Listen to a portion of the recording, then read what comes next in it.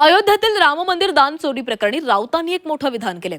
शिवसेना उद्धव बाळासाहेब ठाकरे पक्षानं दान केलेली चांदीची वीट गायब झाली असा दावा राऊतांनी केलेला आहे। ठाकरेंकडून चांदीची वीट दान करण्यात आलेली होती। 1 कोटी रुपयांच्या किमतीची ही चांदीची वीट होती आणि ती वीट गायब आहे असं राऊत म्हणतात। मंदिर ट्रस्टकडून अद्याप कुठलीही पावती मिळालेली नाही। ती वीट कुठे आहे आता संपूर्ण चौकशी आणि जबाबदारी निश्चित करण्याची वेळ आली आहे असंही राऊतांनी म्हटलंय।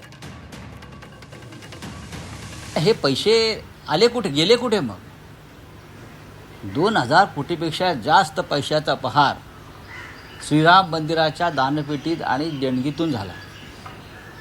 मग हे पैसे गेले कुठे?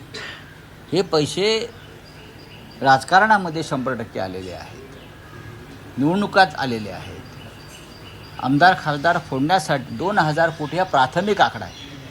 हा आकडा जास्त असू शकतो असं SITचं म्हणणं आहे। जी SIT स्थापन झाली आहे त्या SITचं म्हणणं आहे। आता दानपेटी चोरल्या याला सुद्धा ऑपरेशन टायगर नाव द्या। दानपेटी चोरीचा जो काय प्रसंग घडलेला आहे काही कोटी हजारो कोटीचा, त्याला आपण शिंदे गटाने सांगायचं हे आमचंच ऑपरेशन आहे।